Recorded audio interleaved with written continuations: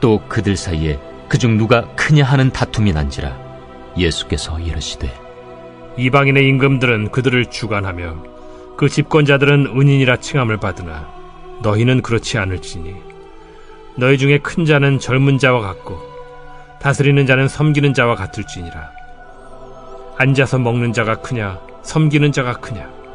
앉아서 먹는 자가 아니냐? 그러나 나는 섬기는 자로 너희 중에 있노라. 너희는 나의 모든 시험 중에 항상 나와 함께한 자들인즉 내 아버지께서 나라를 내게 맡기신 것 같이 나도 너희에게 맡겨 너희로 내 나라에 있어 내 상에서 먹고 마시며 또는 보좌에 앉아 이스라엘 12지파를 다스리게 하려 하노라.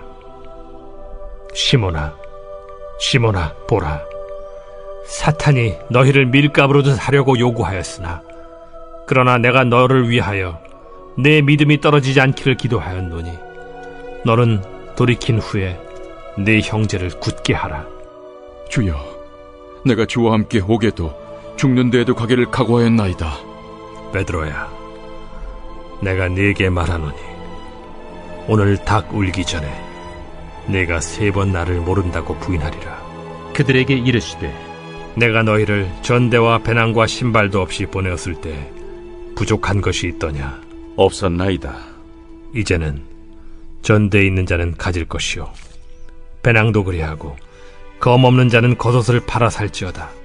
내가 너에게 말하노니 기록된 바 그는 불법자의 동류로 여김을 받았다 한 말이 내게 이루어져야 하리니 내게 관한 일이 이루어져 감이니라. 주여 보소서, 여기 검 둘이 있나이다. 족하다. 제가 어제 예수님이 완성하신다고 하는 새 언약에 대해서 말씀드렸는데요. 오늘 말씀은 이 새로운 언약과 연결해서 말씀을 이해해야 이 말씀에 녹아있는 은혜가 이제 보일 것 같은데요. 제가 어제 하나님은 언약하시는 하나님이고 자신이 한 언약은 반드시 지키는 하나님이라고 말씀드렸습니다. 그런데 우리가 이 새 언약이라는 단어를 들을 때 자연스럽게 유추해야 되는 한 가지 사실이 있어요. 그게 뭐냐면 새 언약이라고 불리는 언약이 세워지기 전에 하나님과 인간 사이에는 이미 다른 언약이 존재했었다는 사실이에요. 그러면 하나님이 사람과 맺었던 처음 언약은 뭐였냐? 이걸 신학적으로 행위 언약이라고 합니다. 그러니까 처음에 하나님은 아담에게 영생을 주는 조건으로 완벽한 행위를 요구하셨던 거예요. 그런데 하필이면 왜 아담에게 영생의 조건으로 완벽한 행위를 요구하셨겠어요? 이유가 뭐냐면 아담의 상태가 완벽했기 때문이에요. 그걸 해낼 수 있는 힘을 주셨으니까 그걸 요구한 거예요.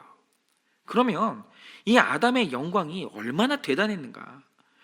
여러분 창세기를 보시면 하나님께서 하늘과 땅과 바다에 존재하는 모든 식물을 지으시면서 꼭 붙이셨던 말씀이 있습니다. 그게 뭐냐면 그 종류대로라는 거예요. 그러니까 채소는 채소의 종류대로, 어류도 어류의 종류대로, 포유류도 그 종류대로 지으셨다는 거예요.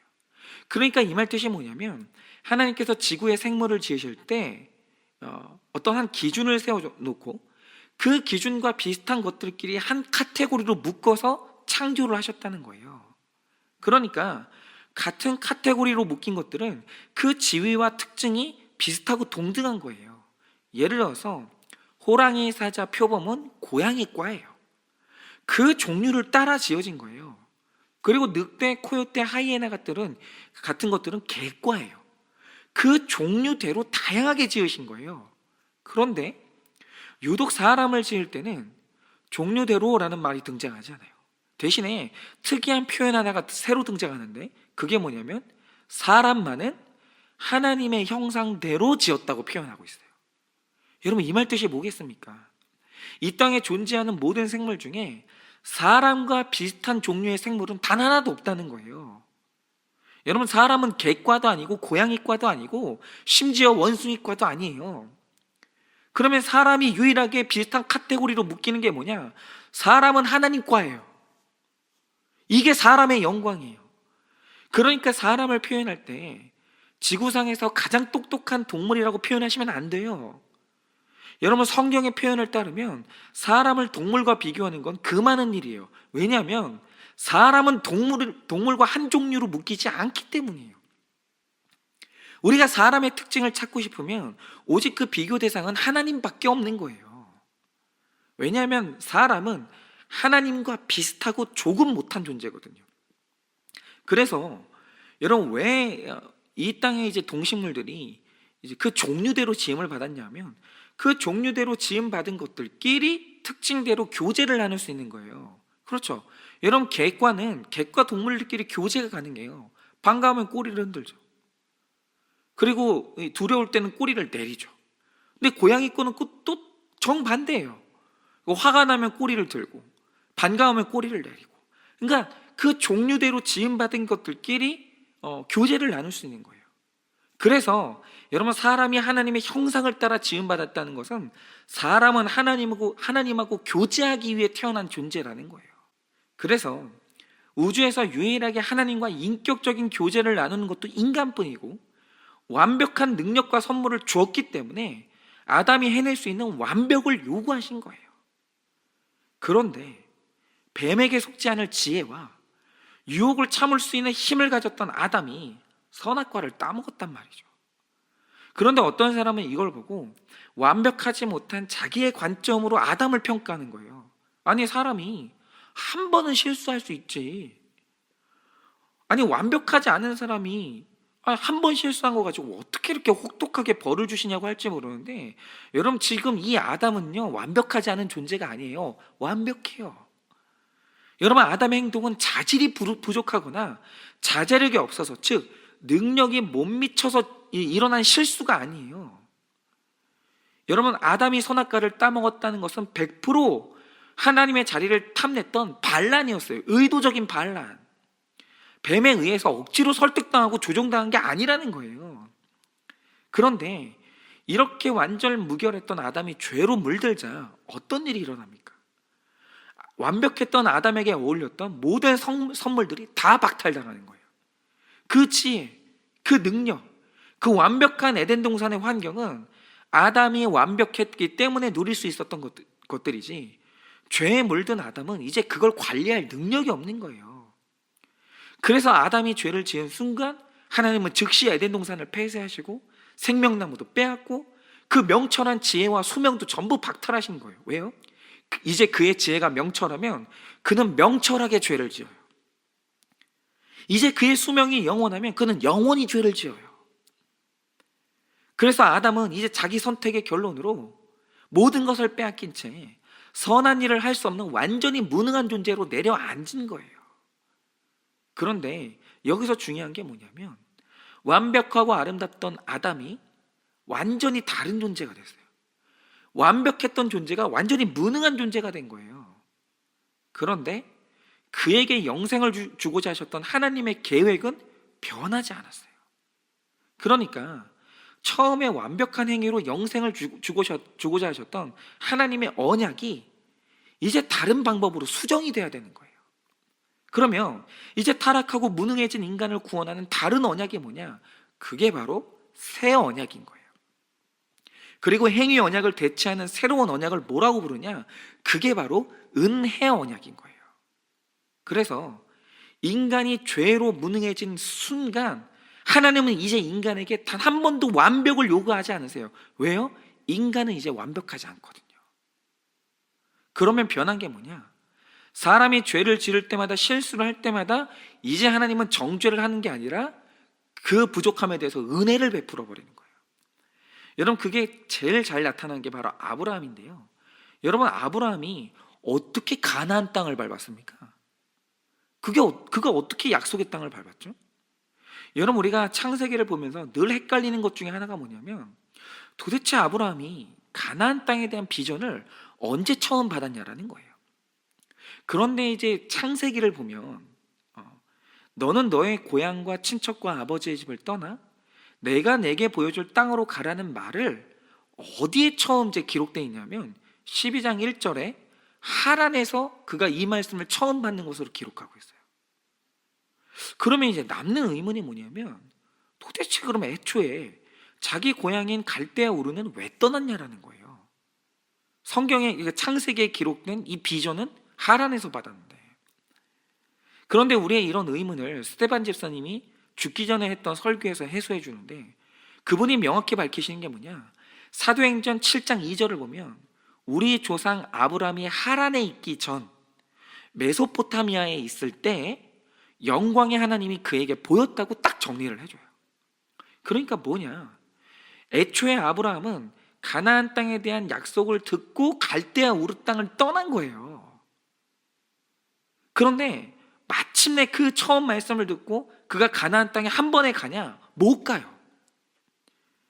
그의 인내와 믿음이 가나안 땅에 도달하기에는 한참 못 미치는 거예요.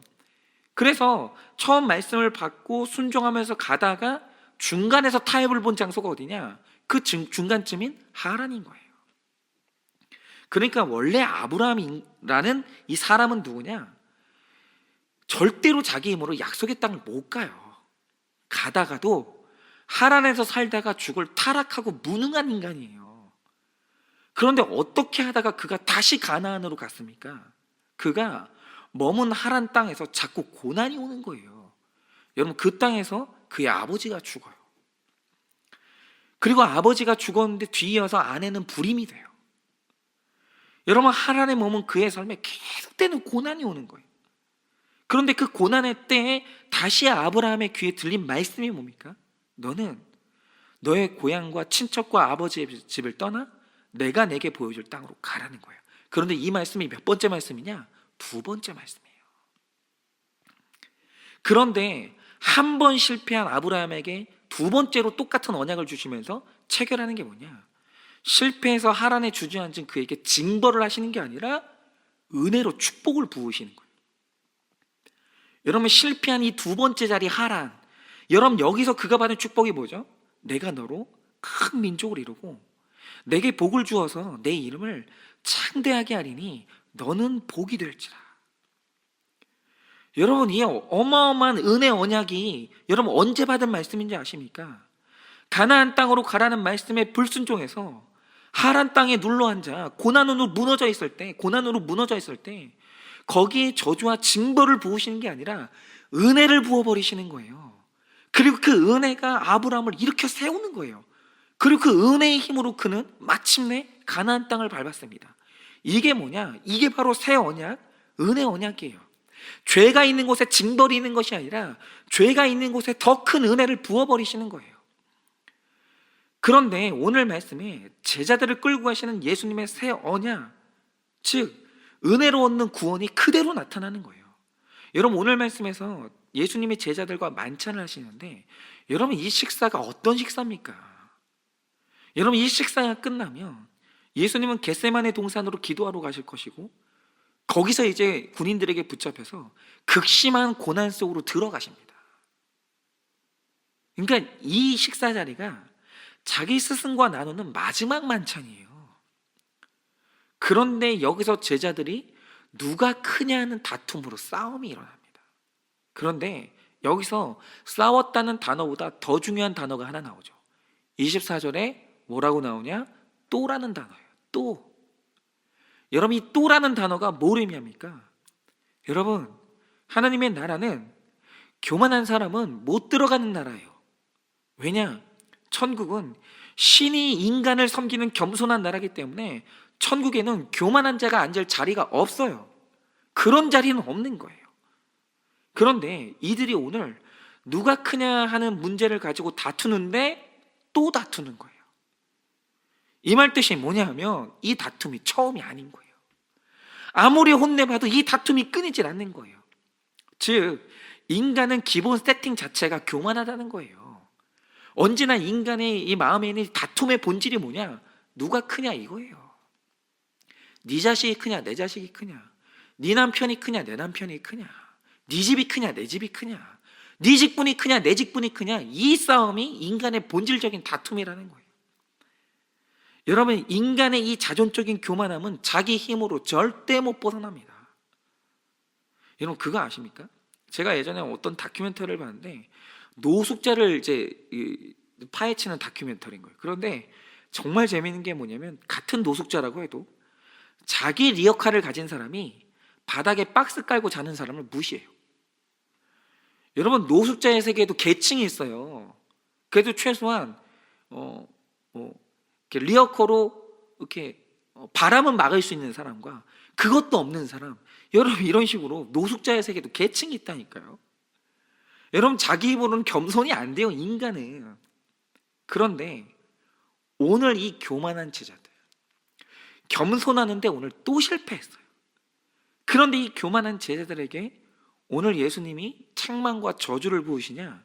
아니라는 거예요. 오늘 그가 또 다투는 제자들에게 은혜를 부으시는 거예요. 여러분 그러면서 뭐라고 언약하십니까? 29절 30절에 이렇게 약속하세요. 내 아버지께서 나라를 내게 맡기신 것 같이 나도 너희에게 맡겨 너희로 내 나라에 있어 내 상에서 먹고 마시며 또 보좌에 앉아 이스라엘 12지파를 다스리게 하려 하노라. 여러분 오늘 이 말씀은요, 겸손함으로 예수님을 잘 섬겨서 그 상으로 받은 말씀이 아니라는 거예요. 여러분 오늘 이 말씀은 누가 크냐는 문제로 또 다투면서 또 겸손하게 실패한 무너진 제자들에게 오늘 하나님께서 은혜를 부으시면서 또 그들을 일으켜 세우시는 거예요. 즉 오늘 하나님은 죄로 인해 완전히 무너지고 무능한 우리에게 저주와 책망을 부으시는 게 아니라 믿음이 떨어지지 않고 돌이키도록 은혜를 부으시는 새 언약의 하나님이시라는 거예요. 여러분 우리 모두가 그 언약 안으로 들어온 거예요. 여러분 완벽하지 못한 사람은 버림받지 않아요. 여러분 택자가 완벽하지 않으면 완벽하지 않은 그 위에 그 완벽하지 않은 틈을 메우는 하나님의 은혜가 더 크게 부어지는 거예요. 그런데 이제는 실패할 수밖에 없는 사람에게 네가 열심히 걷고 또 걸으면 언젠가 하나님을 만족시킬 수 있다고 말하면서 실패한 자를 향해서 그건 노력이 부족한 거라고, 그러면서 책망하는 건 말도 안 되는 어불성설이라는 거예요. 여러분 만약 오늘도 율법주의를 포기하지 못하고 여러분 스스로를 채찍질하는 사람이 있다면 그 방식을 주장하는 바로 그 당사자도 그 방식으로는 구원을 못 받아요. 여러분 사람은 채찍과 저주로 변화되는 게 아니라 은혜로만 일어서고 은혜로만 온전해질 수 있는 거예요. 여러분 우리는 반드시 은혜로만 저 하늘나라를 밟는 거예요. 여러분 도우시는 하나님의 사랑이 없으면 하나같이 실패하는 게 우리라는 거예요. 여러분 예수님 곁에 또 다투는 제자들이 있었던 것 같이 또 우리 곁에는 또 또 음란에 넘어지는 배우자가 있고 또 게으름에 넘어지는 내 자녀가 있고 또 말실수로 하는 우리의 지체가 우리 곁에는 반드시 있다라는 거예요. 그런데 또 넘어지는 내 식구 내 지체들에게 책망과 저주로 나아가느냐, 오늘 은혜의 언약으로 나아가냐, 오늘 하나님께서 우리 삶에 또 그걸 물어보시는 거예요. 여러분 만약에 또 넘어지는 지체가 있다면 여러분 그에게 필요한 건 나의 책질과 독설과 그를 향한 정답이 아니라는 거예요. 또 넘어질 수밖에 없는 그에게 은혜가 필요해요. 여러분 또 넘어질 수 없는 그의 모습에서 내 죄를 보고 또 넘어지는 그를 채울해주고 끝없는 기회를 주는 새 언약이 우리 삶 가운데 적용될 때 여러분 그때 넘어져 있는 그 사람이 오늘도 그 넘어진 자리에서 일어서고 나와 함께 하나님 나라로 갈 수 있다라는 거예요. 여러분 오늘 내 곁에 또 다투고 한 번, 두 번, 세 번째 부인하는 지체가 누구입니까? 여러분 그래서 우리 속에서 분이 올라오고 한번 책망해주고 싶고 이제는 다시는 보고 싶지 않은 그런 지체가 누구입니까? 혹시 배우자입니까? 혹시 자녀입니까? 혹시 교회에 여러분 그런 지체가 있지 않습니까? 그런데 오늘 예수님이 말씀하십니다. 그 책망을 그치라는 거예요. 여러분 또 넘어지는 건 있을 수밖에 없는 일이에요. 한 번, 두 번, 세 번 부인하는 건 있을 수밖에 없는 일이라는 거예요. 여러분 그러므로 우리에게 필요한 건 책망이 아니라 체휼과 사랑의 은혜로 나아가라는 거예요. 왜냐하면 우리는 이제 행위 언약의 사람이 아니라 은혜 언약 안으로 들어온 새 언약의 사람들이기 때문이에요. 여러분 그래서 또 넘어지면 또다시 채우라고 또다시 은혜를 부어서 세 번 넘어진 자를 네 번 일으켜 세우는 여러분의 하루 되시기를 예수님의 이름으로 축원을 드립니다.